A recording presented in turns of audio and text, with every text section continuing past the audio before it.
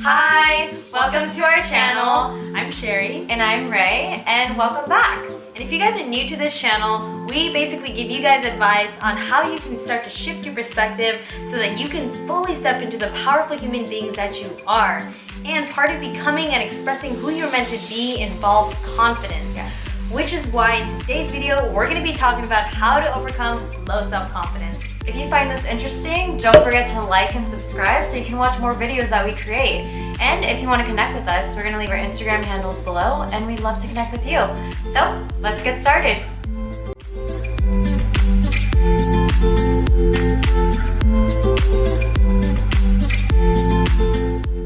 What exactly influences low self-confidence? So if you really think about it, it actually comes from our environment. When we're born, we don't come into this world with negative thoughts about ourselves. It all comes from our society and our experiences within our environment.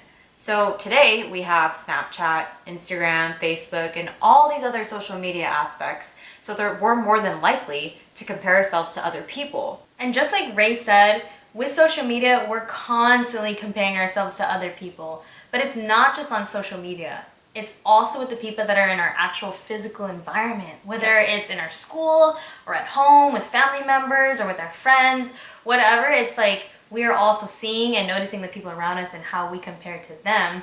Another thing that contributes to low self-confidence is hanging out with people who are negative or judgmental, because just like what we were talking about earlier with society influencing our thoughts, the people that we hang out with the most also influence our thoughts and behaviors as well. So if you're hanging out with people who are always judging other people, that are like, oh, she's ugly or he's unsuccessful, whatever it is, we're slowly going to start to think that way as well, which is why it's so important to hang out with people who are positive and uplifting and empowering. Yeah, you don't want to hang out with negative people. You got to cut those people out of your life. Cut that shit out. Cut those people out of your life. Cut that shit out. Seriously, it's just gonna bring you down too, and then you might even find yourself saying what they're saying. You start to be negative and like make fun of other people, and you don't want that. That's just, it's not right. If on the inside you're feeling uncomfortable with yourself and feel like you have to start to change who you are when you're around these people, then that's a pretty good sign that you shouldn't even be hanging out with them in the first place, because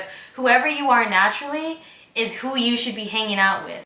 And another example that influences our low self-confidence is actually worrying about what people think about us.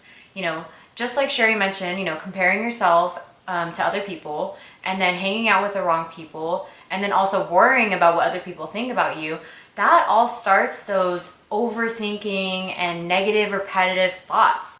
Because Shari and I have both experienced those phases of low self-confidence, we wanted to share with you guys how we overcame those phases.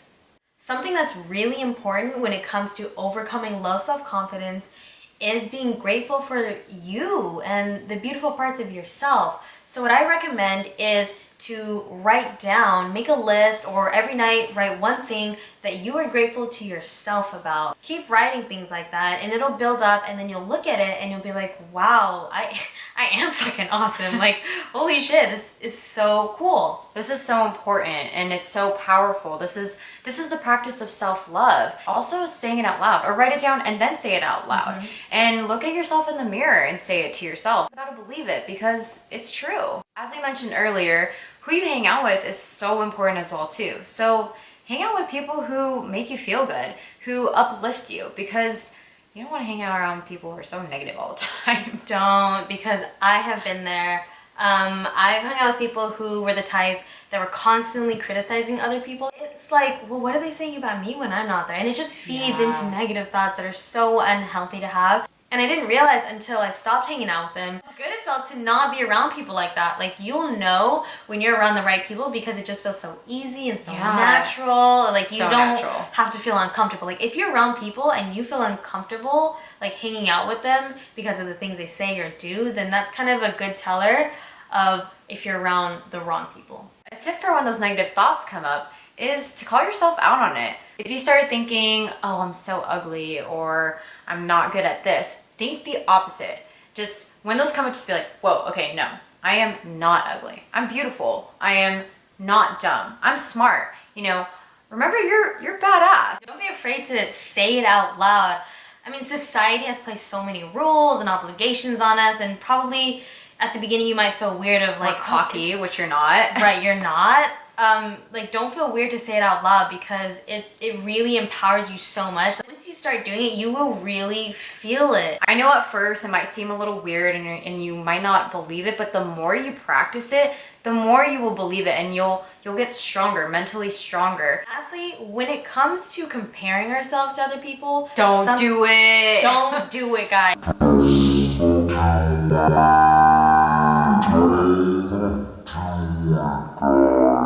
Don't do it, guys. Don't do it. When you're comparing yourself, look at the objective facts and not the subjective facts. For example, when it came to me comparing myself to my brother, subjectively, I was thinking, oh, to be successful means to have that, that, and that. And if I don't have that, then I'm not successful. But objectively, he's 5 years older than me, which means he is 5 years ahead of me in terms of things that he was able to do and work towards. So I still have 5 years before I reach that same age to do the things that I want to do and to work towards my goals. And remember, you are you. No one else can take that away from you. So you have the ability to be the best version of yourself. We hope you guys found our tips helpful, and we actually want to know what your guys' stories are. So if you've overcome low self-confidence, or if you're currently working on it, what are some of the things that you've done or that you're currently doing to try and overcome low self-confidence? Also, before we end our video, we want to share another podcast with you guys. It's by Mylett. He's a highly successful motivational speaker, and this podcast is all focused on building your confidence. So we hope you guys find that helpful too. And don't forget to like and subscribe. And We'll see you next time. yeah, we'll see you guys next time. All right, bye. Warm up, warm up. Hi. Hi. Hi. Oh my god, 2 minutes of just saying hi. 3 minutes! Oh my god. So we're gonna make sound. Okay, ready?